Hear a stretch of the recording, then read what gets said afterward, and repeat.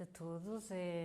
Mais uma vez, muito obrigada à Associação Partilha por nos receber e permitir que a Nova Acrópole tenha um pequeno espaço aqui na Fajã de Baixo. Falar do sentido da vida é algo bastante profundo, bastante denso até de alguma forma, mas a Nova Acrópole pretende tratar a filosofia não de forma académica, mas sim de uma forma prática. Ou seja, aquilo que a Nova Acrópole pretende é trazer a filosofia para que todos nós consigamos compreendê-la, aplicá-la na nossa vida. Como dizia o nosso fundador, Jorge Ângelo Livraga, não interessa saber muitas coisas, mas sim viver algumas. Ou seja, que o conhecimento pelo conhecimento em si não tem uma grande validade se não for realmente para nos ajudar na nossa vida, para que nós possamos evoluir com ela. E filosofia é o quê? Amor ao conhecimento. Amor ao conhecimento já nos dá uma sensação de projeção, de movimento. Porquê? Porque quando amamos alguma coisa, vamos em direção a ela. Então, a Nova Acrópole pretende que todos nós descobramos um pouco aquilo que é ser filósofo. Claro que, bom, não vamos todos ser Sócrates, não vamos todos ser Platão, mas que consigamos questionar, perguntar e não só, chegar às respostas. Olá, boa noite. Se nós temos uma mente que nos faz questionar, essa mente também tem a possibilidade de encontrar as respostas. Ou pelo menos nós assim julgamos e acreditamos que é uma possibilidade de todos nós, ou seja, que não é algo que está só nas academias ou só nas faculdades de filosofia. Nós acreditamos que todos nós conseguimos chegar um bocadinho mais próximo desse sentido profundo da filosofia, de amar verdadeiramente o conhecimento. E então, por isso, a filosofia pode ajudar-nos a descobrir o sentido da vida ou a aproximar-nos, porque descobrir verdadeiramente, dizer que temos a resposta última é muito difícil, mas pelo menos aproximar-nos. E então já falámos um pouquinho dessa ideia do que é filosofia. Para chegarmos ao sentido da vida, primeiro teríamos que entender o que é a vida. E o que é a vida? É muito difícil definir. Mesmo na ciência, pode-se dar uma definição ao nível fisiológico, ou seja, que são sistemas que são capazes de se alimentar, de reproduzir-se, de metabolizar, enfim, podemos ir por essa parte mais biológica da vida.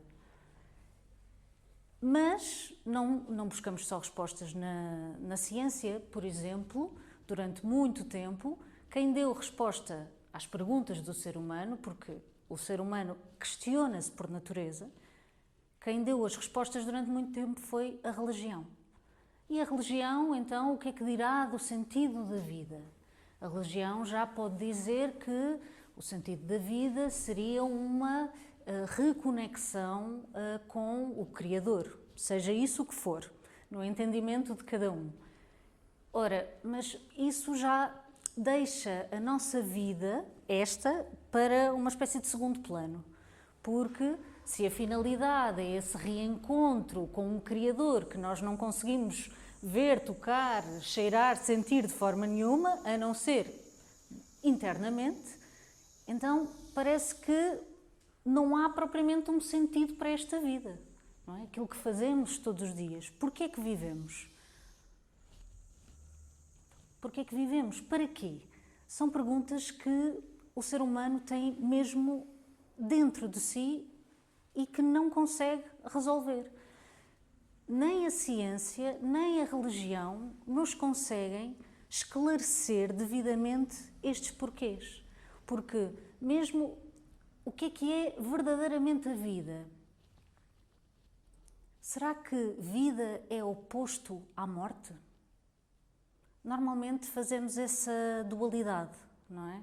Como se vida e morte fossem oposições uma da outra. E, biologicamente, é assim que entendemos. Uma coisa ou está viva, respira, mexe-se, enfim, reproduz-se, etc., ou está morta e essas funções cessaram.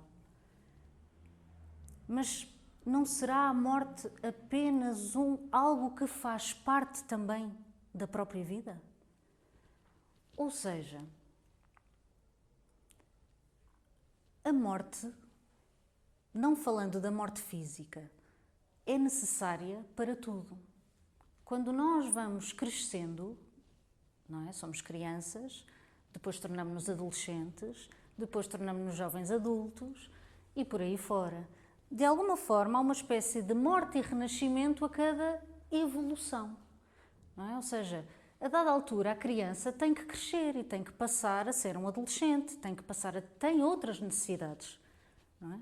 E inexoravelmente a vida arrasta-nos para esses ciclos de morte e renascimento. Estamos a falar em morte num sentido figurativo também, entender que não estamos a falar de morte física, mas mesmo para que coisas novas nasçam dentro de nós, é necessário deixar morrer algumas coisas que são velhas, que já não nos servem, que já não nos acrescentam, que são padrões que temos fixados, ideias que nos serviram até determinado ponto, mas depois crescemos e passamos a ver as coisas de outra forma. E então há aí uma morte e um renascimento. Neste prisma, morte não é oposto à vida, mas sim oposto ao nascimento. Nós morremos e nascemos dentro de nós. E isso acontece até todos os dias. Por exemplo, o ciclo menstrual feminino é uma morte e renascimento interna, que acontece todos os meses. Há uma série de coisas que se constroem para albergar um novo ser, mas se não há essas condições, destroem-se. Podemos sim fazer essa associação, morte com destruição, pode ser, mas não propriamente opô-la à vida, porque a morte é essencial à vida. Então, o que é a vida? Porque nós olhamos à nossa volta e costumamos só associar a vida a seres vivos, animais, plantas, nem costumamos muito associar a vida com as pedras, com o reino mineral. Mas será que o reino mineral não tem a sua própria vida? Não tem o seu próprio nível de evolução, de transformação? Será? É uma pergunta, estamos a filosofar. A ideia é esta. Na Nova Acrópole, aquilo que nós queremos é que vamos questionando, vamos fazendo estas perguntas para tentar encontrar alguma resposta que nos sirva. E, neste prisma, ela vai servir-nos durante um tempo, até que nós evoluímos, crescemos e abrimos as portas a uma nova forma de ver as coisas. Então, vida não está só naquilo que nos parece animado. A vida é como se fosse uma espécie de fluxo natural que existe em tudo, não é? E nós podemos ver isso, nós estamos a ver isto dentro do nosso planeta Terra. Mas se nós abrirmos e expandirmos a nossa consciência, nós estamos dentro de um ser vivo, que é a Terra, que tem os seus próprios ciclos de morte e renascimento, que ele próprio está dentro de um outro ser vivo, que é o Sistema Solar. E o próprio Sistema Solar tem a sua vida. Nós sabemos que o nosso Sol, que seria o centro, uma espécie de motor, de alma, se quisermos ir para esse tipo de palavras, o Sol também vai chegar um dia em que vai extinguir-se, vai transformar-se numa outra coisa. Porque quando ele explodir, penso eu que este é mesmo o termo, ou seja, quando chegar ao fim das suas funções, ele primeiro vai se expandir muito, até que vai desaparecer, e ao desaparecer ele vai dar origem a novos cúmulos de estrelas que poderão formar novos sóis, novos planetas, novos sistemas solares. Nada se perde, tudo se transforma, não é? Ouvimos sempre esta lenga-lenga na escola e não costumamos associá-la à ideia de vida. Mas a vida é assim. Mesmo se falarmos, por exemplo, na nossa vida física, e se quisermos só ver de uma forma material, meramente material, este corpo morre, perde as suas funções, vai para debaixo da terra e alimenta outras vidas. A sua matéria é aproveitada no ciclo e continua a alimentar esse fluxo que, a nosso ver, nunca para. Na verdade, essa ideia de que a vida morre é difícil, porque nós olhamos para todo lado e está tudo constantemente a ser banhado por essa vida que é a vida do universo, que também ele próprio pode ser uma espécie de ser, que nós não sabemos, não temos essas respostas todas. Então, a ciência não nos dá uma resposta altamente satisfatória. O que é a vida? Na verdade, não sabemos. Podemos dizer, podemos dar muitas características à vida, mas dizer que sabemos exatamente o que é, não conseguimos. É uma espécie de mistério. E o filósofo, ou os filósofos, são aqueles que, paulatinamente, se aproximam ao mistério. Não significa que descubram todas as respostas, mas tentam aproximar-se. Vamos tentar buscar, perceber o que é a vida. Então, já percebemos que é um mistério, não sabemos exatamente defini-la, mas podemos atribuir-lhe características. E o que é característico da vida? Já falámos aqui de algumas coisas, como por exemplo o movimento. A vida move-se, mesmo que nós não vejamos. Não é? Nós sabemos que o nosso planeta está em constante rotação, está em constante movimento. Nós não o sentimos, mas ele está. Inclusive, o Sol, ele também está a andar. Aliás, o próprio Sistema Solar vai todo a mover-se numa determinada direção. Que pronto, cientificamente não é tão agradável imaginar que está a ser atraído por um grande ponto de massa que talvez seja uma espécie de buraco negro, mas bom, não vamos entrar por aí, porque também a chegar lá será daqui a muitos milhares de anos e nós, pelo menos nós, já cá não estaremos. Enfim, então, vida em movimento. Como é que eu posso aplicar isso em mim mesma? Porque, claro, nós tentamos entender o sentido da vida, mas da vida una ou da grande vida, mas nós vemos isso na nossa dimensão humana, que é a forma como temos de compreender as coisas. E como é que nós compreendemos? Utilizando a nossa mente. E a nossa mente faz uma coisa para compreender. Separa, divide, coloca em caixinhas. Isto é daqui, isto é daqui, isto é meu, isto é teu. Separa. Mas aquilo que nos ensinam as grandes filosofias é que, na verdade, essa separação é ilusória, porque talvez o que aconteça ou prejudique um único ser humano, em alguma dimensão, poderá afetar toda a humanidade. Porque nós também podemos ver isso dessa forma. Nós, seres humanos, fazemos parte de uma espécie, que é a espécie humana. Independentemente das nossas aparentes diferenças, porque por fora parecemos ser todos muito diferentes, mas por dentro nós não somos diferentes. Um exemplo interessante, quando o Neil Armstrong pisou na Lua, nós costumamos abarcar isso para a humanidade. Nós fomos à Lua, mas quem foi lá foi ele, sozinho. Não é? Quem pisou a Lua não fomos nós, foi ele. Mas há uma sensação de acúmulo de grupo, que somos este grande corpo que é a humanidade.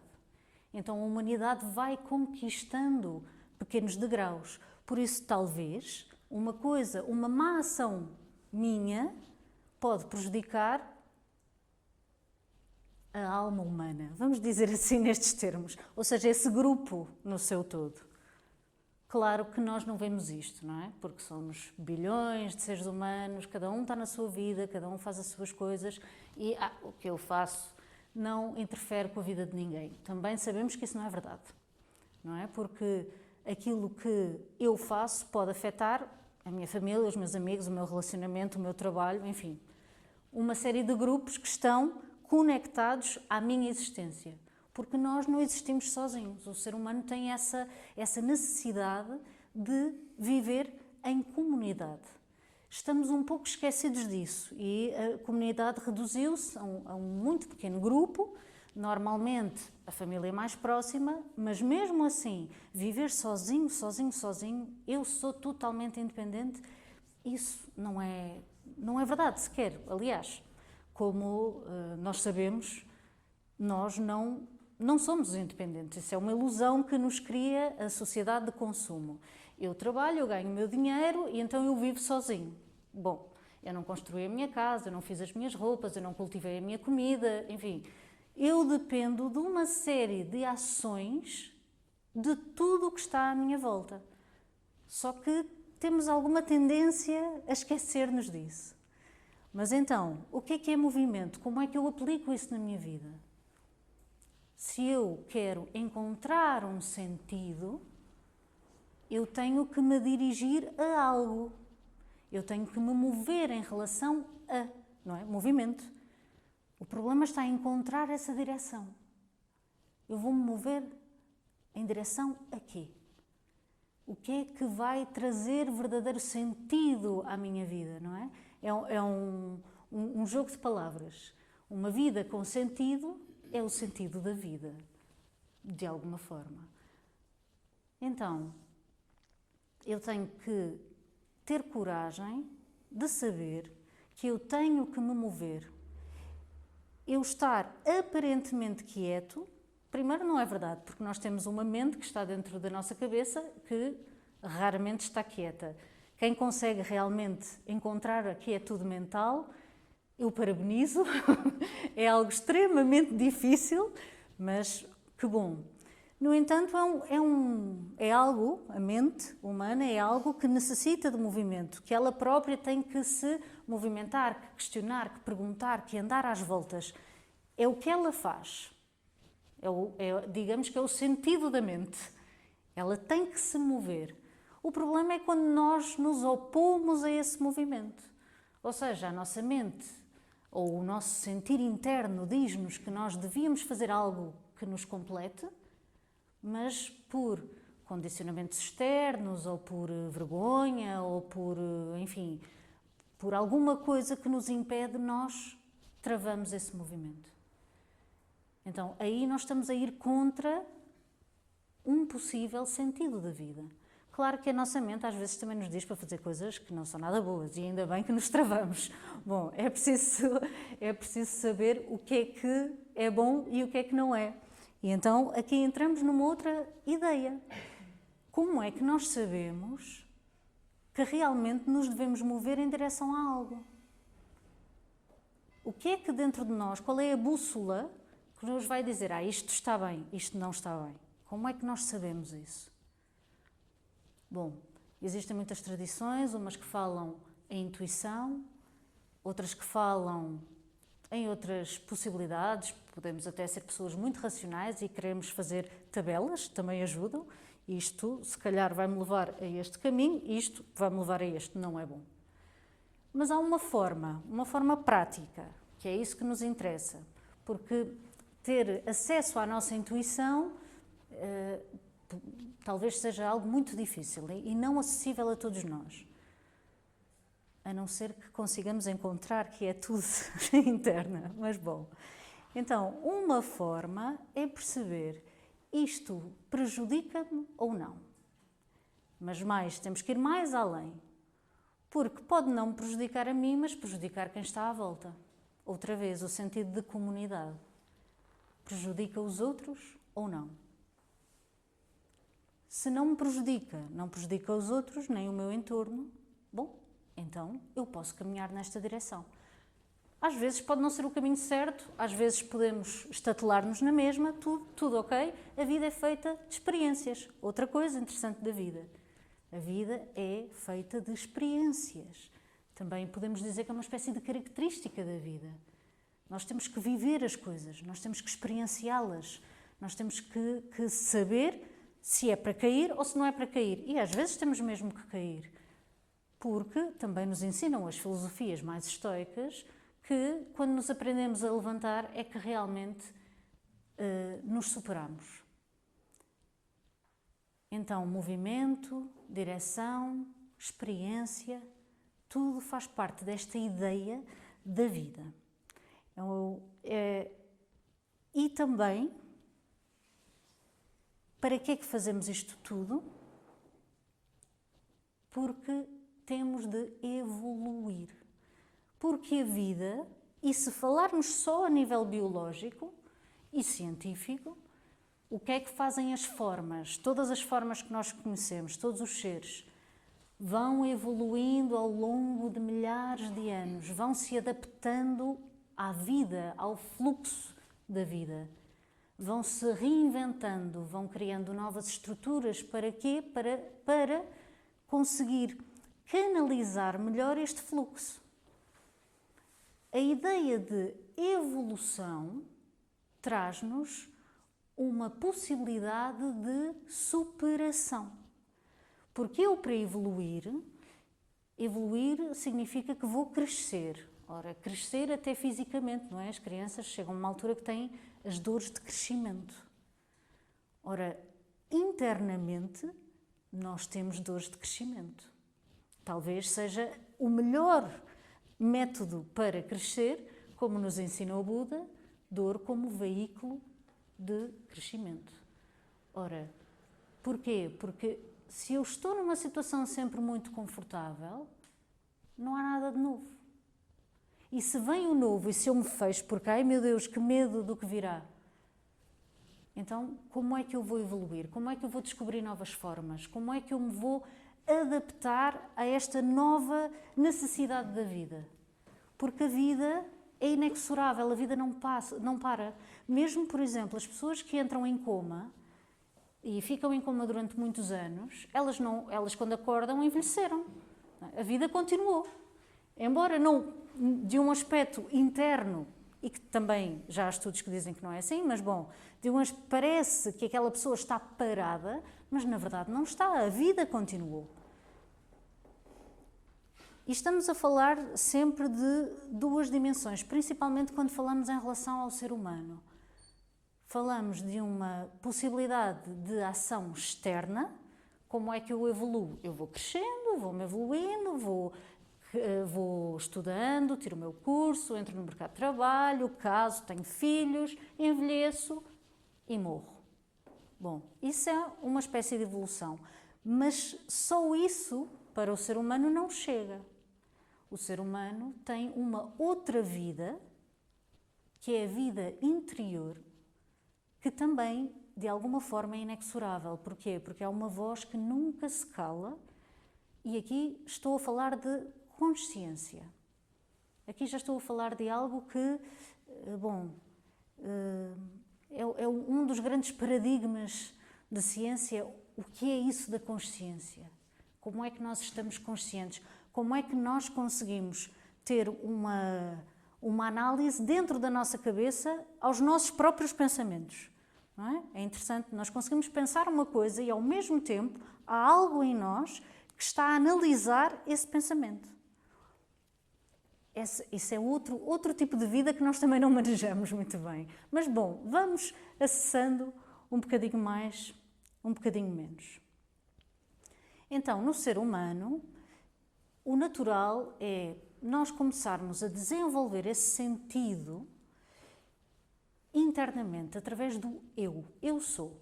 Primeiro começamos por nós. E está muito bem, para quem não sabe, e na verdade aqui em Ponta Delgada, como ainda não temos uma escola propriamente, ainda não temos uma sala como é normal na Nova Acrópole, mas na Nova Acrópole, nas salas de aula, normalmente há uma frase escrita assim na parede, que é: conhece-te a ti mesmo. Que A seguinte parte seria: e conhecerás os deuses e o universo. Porquê? Porque está tudo dentro de nós.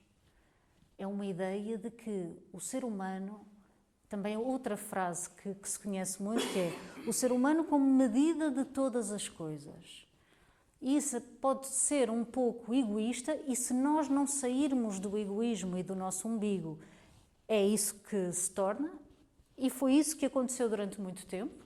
Eu penso que a humanidade está a começar a olhar de outra forma, mas a medida de todas as coisas, porquê? Porque eu consigo, dentro de mim, ter o universo inteiro.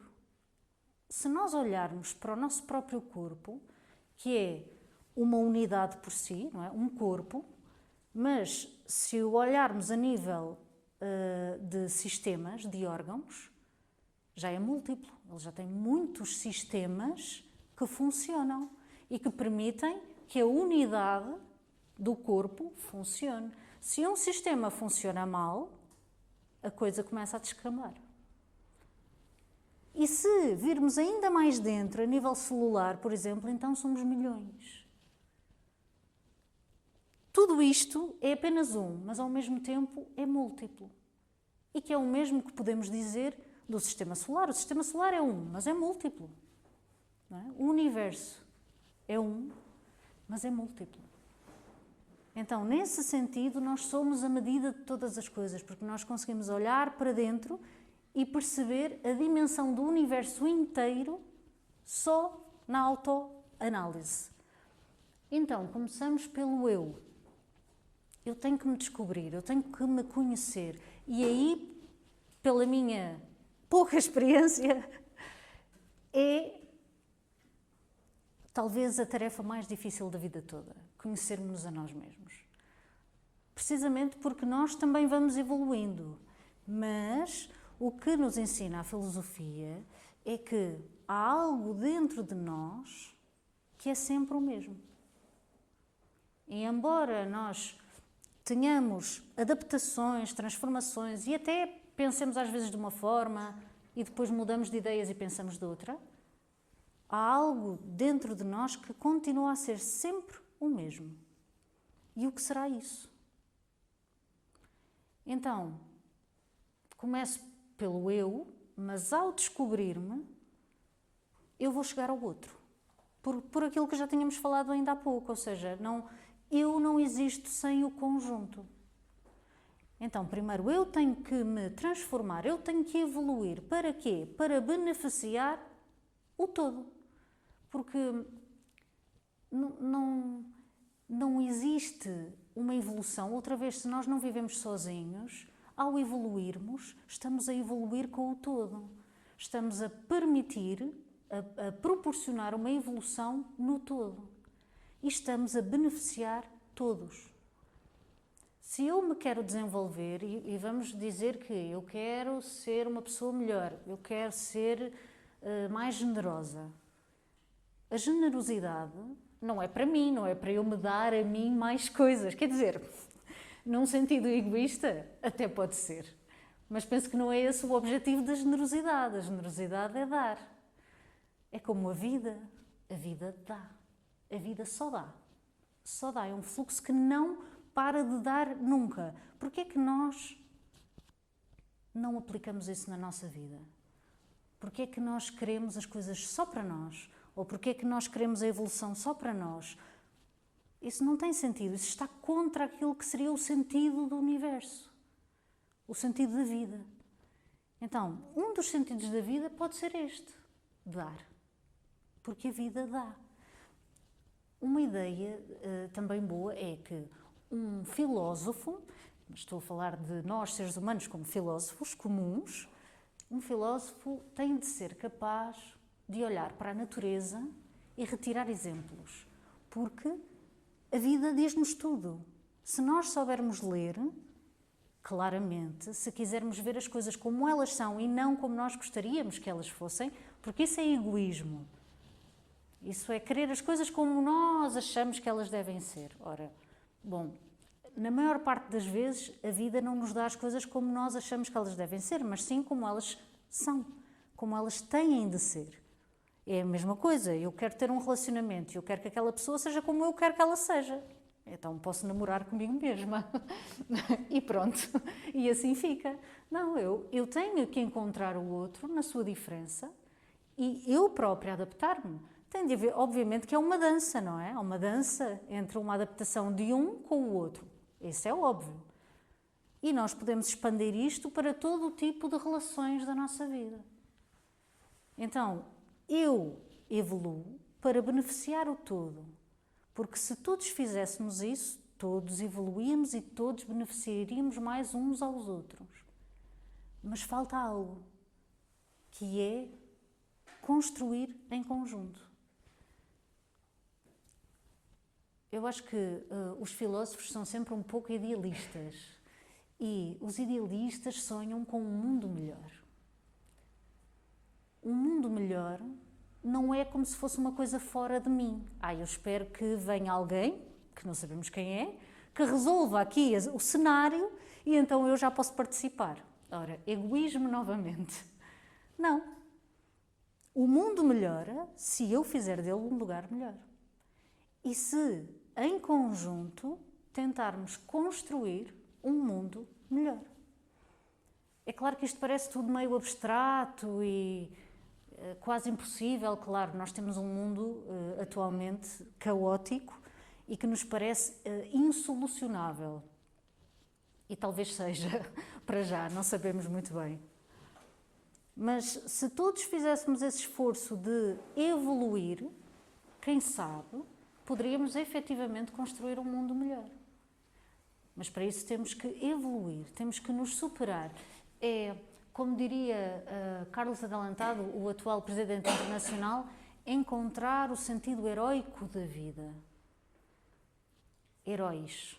Os heróis parecem coisas de mitologias, de historinhas que se contam às crianças. Bom, e se nós olhássemos para a nossa própria vida e pensássemos, bom, se ela é uma história, que de alguma forma é, que faz parte da grande história de toda a humanidade, dentro da minha história, eu posso ser um herói. E o que é um herói? Essa é a pergunta. Um herói é alguém que se aproxima aos deuses. Estamos a falar assim em parábolas, não é?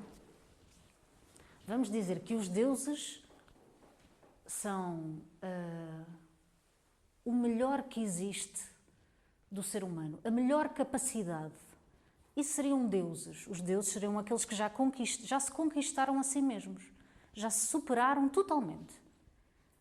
E eu, na minha existência humana, posso desenvolver esse sentido heróico de superação para ir lá tocar. Estão a ver aquela cena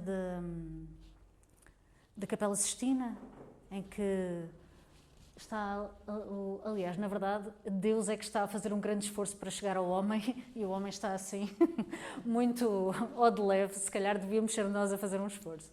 Mas bom, a ideia é esta, é que se tentássemos chegar a essa ideia de algo maior, e não estou a falar de nada de transcendente, estou a falar de algo concreto, ok? Não vamos pôr aqui nomes de Deus, nem nada do género. Estou a falar de algo concreto, sermos melhores. Se nós conhecermos alguém que já se superou, é claro que essas pessoas, em princípio, não existem ou nós não as conhecemos, mas poderão existir alguns mestres dentro daquilo que é a nossa dimensão. Existem pessoas que já se superaram e nós conhecemos alguns. Nós conhecemos pessoas na nossa própria vida que são pessoas comuns, mas que chegaram a uma altura da vida em que já se tranquilizaram, já se harmonizaram e já entenderam o seu papel na vida. Isso podia ser uma meta a todos nós atingirmos.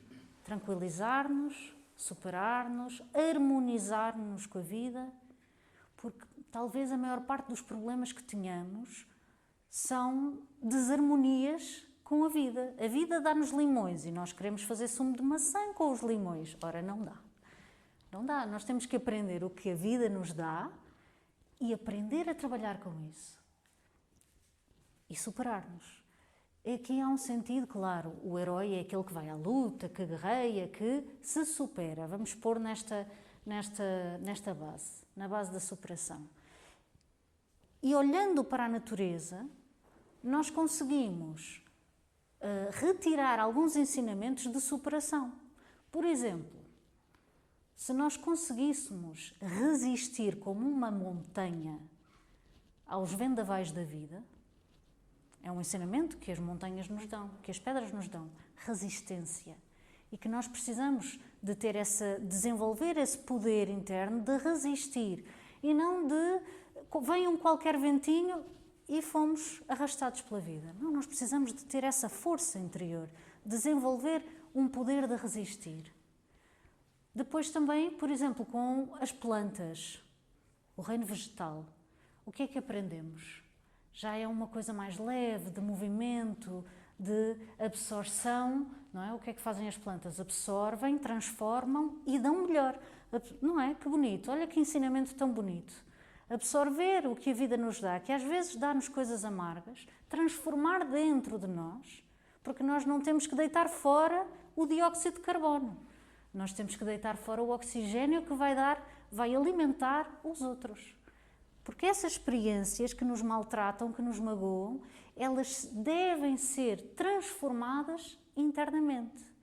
Esse herói que nós podemos descobrir dentro de nós e que guerreia e que vai à luta, é uma luta interna.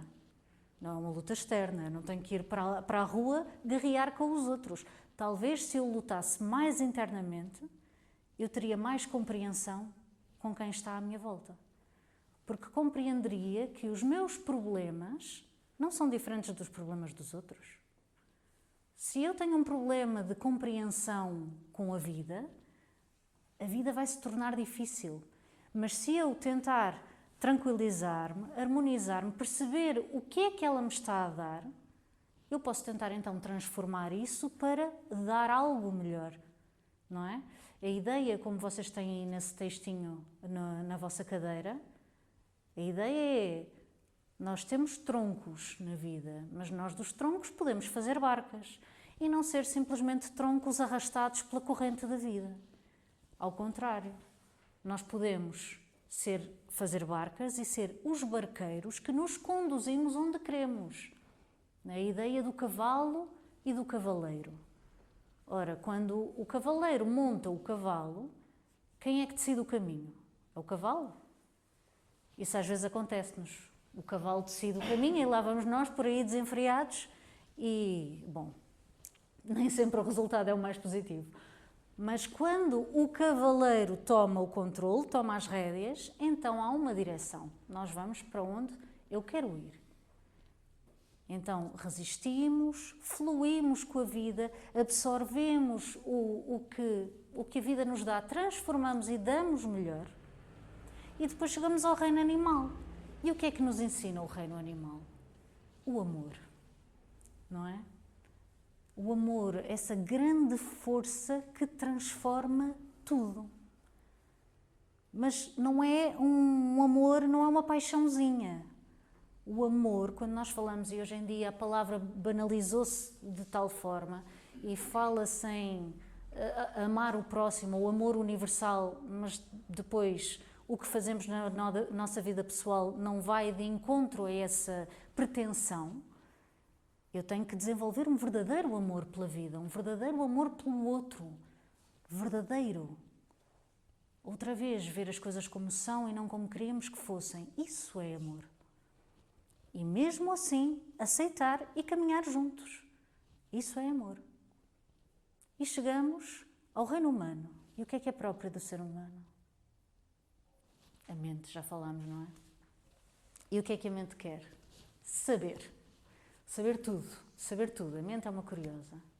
Mas como é que nós somos o cavaleiro na mente? Nós temos que querer realmente saber, querer aprofundar. Porque querer saber não é eu vejo as notícias e eu já sei o que se passa no mundo. Se calhar não é verdade. Eu li toda a obra não sei de quem e, se calhar, e já percebo sobre o amor. Não, se calhar eu preciso de viver o amor para saber o que é o amor. Ou outra experiência, ou seja, a mente quer saber, mas nós temos que guiá-la, direcioná-la. Na verdade, o maior ignorante é aquele que pensa que já sabe tudo. Eu já sei todas as respostas, eu já não preciso, eu já li, eu já estudei, eu já sei, já não preciso de mais. Bom, essa pessoa certamente não sabe nada da vida, porque até pode ter algum conhecimento, mas é um conhecimento de bolso, é um conhecimento que é efêmero, porque as coisas mudam, e se mudaram, e se eu não me atualizei, ora. E há uma história, que eu penso que já contei a alguns de vós, pelo menos os que são alunos, mas é uma história muito interessante, que nos fala um pouco desta ideia, que é, um senhor vivia perto de uma montanha e achava curioso a quantidade de pessoas que subiam e desciam a montanha. Ele não sabia porquê que as pessoas faziam aquilo e pensou, eu também vou subir a montanha para saber o que é que eles sabem, o que é que há lá em cima. E mas começa-se a cruzar com pessoas que vinham no sentido oposto. Não é? Então começa a perguntar, olha, o que é que viste lá em cima? Eu vi um pôr do sol maravilhoso, umas árvores, não sei o quê, uns pássaros muito perto. Uau. Foi continuando e perguntou, e o que é que viste? Chegou a um ponto e disse, eu já não preciso de subir porque eu já sei. Ora, a experiência é intransmissível, portanto, ele teria que ir para realmente saber. Porque eu posso ir e olhar para um pôr do sol porque é aquilo que realmente me diz algo a mim, mas isso pode não dizer algo a outra pessoa. Essa pessoa pode ter outro foco, pode chegar lá acima e ver as estrelas. E as estrelas, sim, são importantes para essa pessoa. Essa experiência, esse saber verdadeiro, tem que se experienciar. Então temos que direcionar a mente para aquilo que é importante, para aquilo que nós queremos. Resistir, transformar, amar, que também é importante, é querer, saber querer. No reino animal esta ideia de amor é saber querer, porque nós podemos apaixonar-nos, vou usar esta expressão, por muita coisa. Nós vivemos num mundo cheio de estímulos, tudo nos puxa, tudo nos diz alguma coisa. E se a pessoa for um bocadinho curiosa, tem vontade de ir um bocadinho a tudo. Mas será que isso me vai beneficiar? Será que eu estou realmente a experienciar algo que seja importante e valioso? Então aí também há uma direção, eu tenho que saber o que eu quero. Esse desenvolver um amor é saber o que eu verdadeiramente quero. Isso é muito difícil, porque este mundo emocional que nós estamos a relacionar com o reino animal é um mundo que é muito volátil, é um mundo que se apaixona por muitas coisas ao mesmo tempo. Por isso, depois, a mente tem um papel fundamental em saber querer, em querer saber para direcionar o saber querer. Todas estas coisas que falamos, elas fazem-nos chegar a uma dimensão interna que não tem só a ver com a circunstância, porque quando eu me estou a conhecer, será que eu sou a minha circunstância? Ou seja, será que eu sou o meu trabalho, o meu estatuto? Isso pode dizer algo de mim, mas será que sou eu? Será que se eu tiver mais ou menos dinheiro, eu sou melhor ou mais feliz? Será que se eu tiver mais coisas, será que eu sou melhor? Será que se eu tiver uma grande fé, eu sou melhor? Ou seja, estamos a falar num sentido de superação. Lembram-se? É aí que estamos, só para fazer o link. O sentido da superação. Então, como é que eu sou melhor no meio disto tudo? Será no ter ou será no ser? Não é? Porque nós dizemos, a própria frase já diz, ser melhor. Então é o chegar ao ser. Como é que nós descobrimos esse ser? A grande pergunta do ser humano. Como é que chegamos a essa parte mais interior? A filosofia ajuda-nos a refletir profundamente, a olhar para os nossos problemas de uma forma franca, direta, a querer realmente descobrir quem somos, mas não podemos ficar por aí, ou seja, temos sempre que encontrar um sentido maior. Essa é outra coisa, o sentido maior.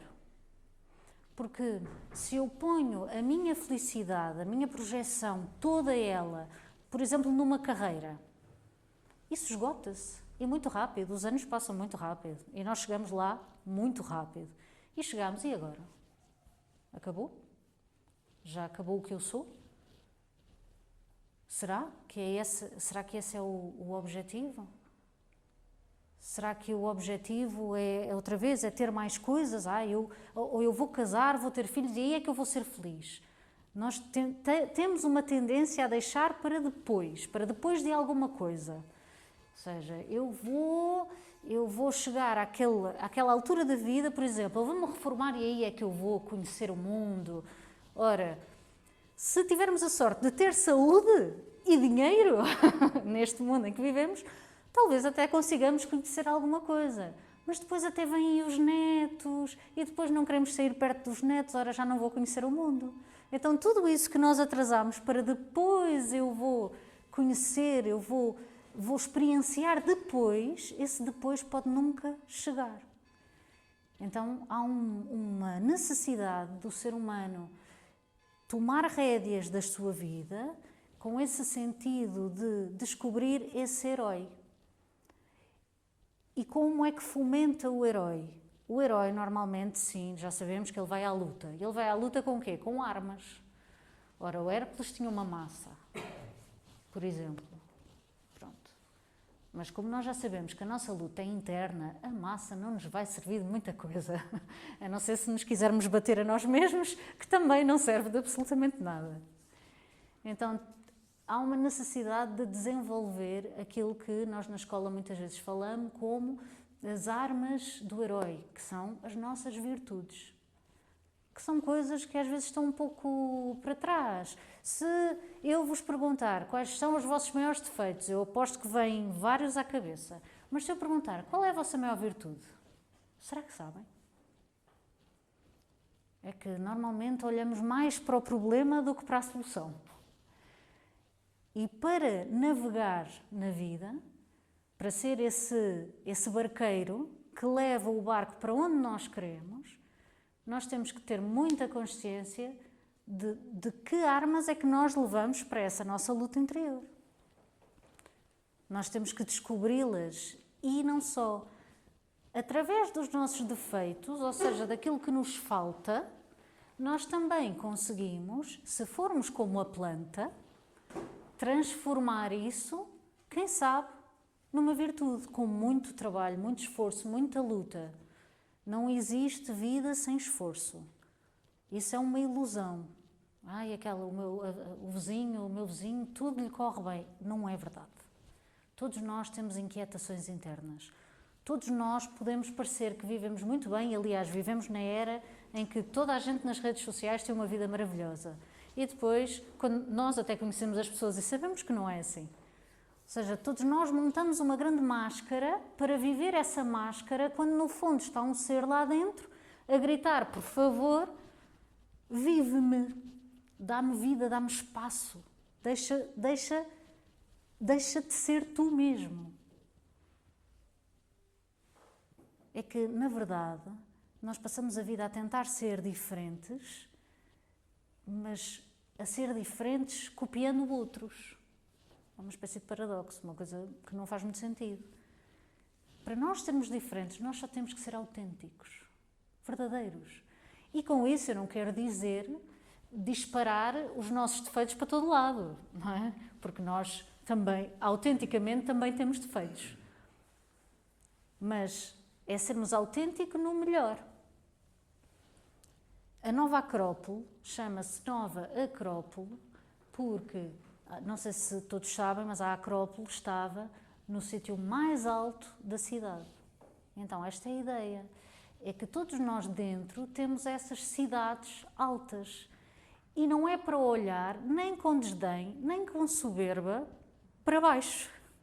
É para vermos tudo a partir do melhor de nós mesmos. Porque se eu vejo tudo a partir do melhor de mim mesma, eu vou conseguir ver o melhor do outro.